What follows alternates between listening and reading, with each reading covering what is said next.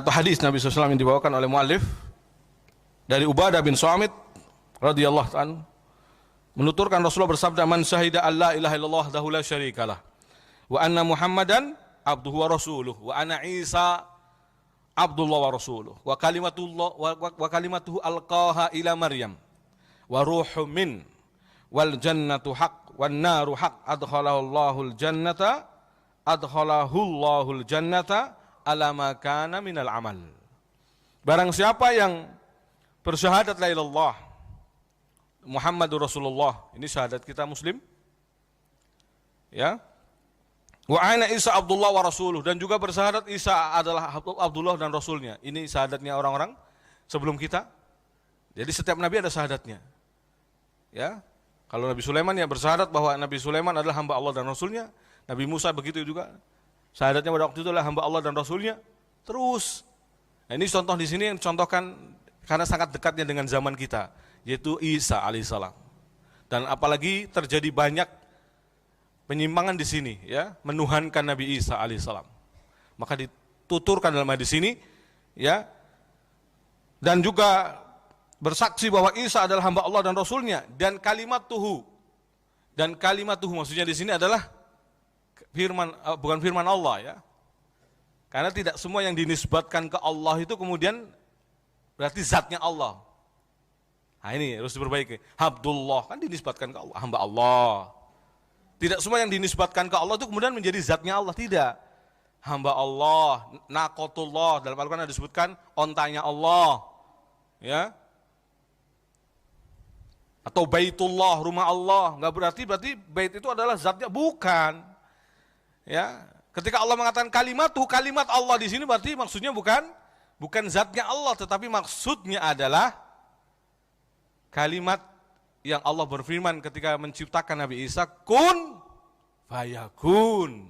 Jadi maka jadilah, enggak pakai lama. Ya. Karena sebagaimana disebutkan di dalam ayat yang lainnya, ya, bahwa Allah Subhanahu wa taala menyebutkan penciptaan Nabi Isa alaihissalam itu sebagaimana penciptaan Adam alaihissalam. Allah taala berfirman, "Inna masala Isa indallah kamasali Adam, khalaqahu min turab, summa qala lahu kun fayakun." Dalam surat Al-Imran ayat 59. Allah mengatakan sesungguhnya permisalan penciptaan Isa di sisi Allah Subhanahu wa taala itu sebagaimana penciptaan Adam. Allah ciptakan Adam dari tanah, lalu Allah berfirman, "Kun, jadilah," maka jadilah. Ya. Jadi memang kelahiran atau adanya Nabi Isa alaihissalam itu memang suatu perkara yang gharib, perkara yang asing, tidak punya ayah, langsung hamil tiba-tiba. Ya. Tapi bukan berarti suatu yang gharib dan asing ini kemudian menjadikan kita lantas menuhankan. Oh berarti ini ada inti atau sari dari ketuhanan, titisan Tuhan misalkan. Tidak ada begitu. Ya. Karena ada yang lebih asing lagi dan lebih menakjubkan lagi pun tidak ada punya zat dan inti ketuhanan sama sekali. Siapa? Adam alaihissalam. Karena Adam diciptakan langsung oleh Allah Jalla wa ala. Bahkan tanpa ibu, tanpa ayah. Lebih asing lagi, lebih aneh lagi maksudnya. Kalau Isa itu seolah-olah terasa aneh, orang pada takjub karena kok tiba-tiba bisa hamil langsung tanpa ada ayah. Lalu kemudian seolah-olah menganggapnya ini anak Tuhan, titisan Tuhan. Harusnya yang lebih patut untuk dikatakan seperti itu Adam. Tapi Allah tidak mengatakan. Allah mengatakan inna masala Isa indallah kamasali Adam, khalaqahu min turab, summa qala lahu kun fayakun. Dalam surat Al-Anbiya juga surat Al-Anbiya ya 91 Allah mengatakan walati ahsanat farjaha, dia Maryam yang telah menjaga kemaluannya, wa nafakha fiha min ruhina, lalu kemudian kami tiupkan ke dalam perutnya ruh kami. Ruhina di sini maksudnya melalui perantara Jibril ditiupkan ruh. Ruh yang merupakan makhluk dari ciptaan Allah Subhanahu wa taala. Wa ja'alnaha wa ibnaha ayatun lil alamin. Lalu kami jadikan dia dan juga anaknya, Maryam dan juga anaknya, tanda-tanda kekuasaan Allah bagi alam semesta. Bahwa Allah mampu untuk menciptakan seorang anak tanpa ayah. Mudah bagi Allah Subhanahu wa ta'ala. Ketika Allah katakan kun, jadi, maka jadilah. Ya. Jadi nggak ada kebingungan lagi. Kan itu kalimatullah katanya. Kalau kalimatullah bukannya kalau kalimat kan berarti firman. Kalau firman kan berarti zatnya Allah. Bukan, di sini maksudnya kalimatullah adalah kalimat Allah mengatakan kun fayakun. Ya, jadi maka jadilah. Wa ruhum min, dan termasuk juga makna dari ruh. Bukan ruh dari Allah kemudian berarti ruhnya Allah, bukan. Ruh dari Allah maksudnya dari yang diciptakan Allah Subhanahu wa ta'ala. Ruh yang Allah ciptakan. Ya, ruh yang Allah ciptakan. Nah, maka disinilah akidah Islam seorang muslim, ya, bahwa meyakini Nabi kita juga hamba Allah dan utusannya.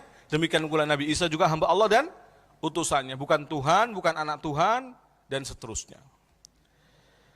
Ya, sebab itu tidak boleh mengucapkan perayaan-perayaan itu. Karena apa? Karena mengatakan perayaan itu sama saja mengatakan dan melegitimasi, membenarkan bahwa dia anak Tuhan. Itu yang tidak benar, yang tidak diboleh kita yakini. Ya, nah. Lalu mengimani bahwa surga itu benar, sudah diciptakan, ada. Neraka itu juga benar, sudah diciptakan dan sudah ada untuk orang-orang kafir. Surga untuk orang-orang beriman. Maka Allah akan masukkan orang yang punya keyakinan seperti ini ke dalam surga, makana minal amal. Ada dua makna.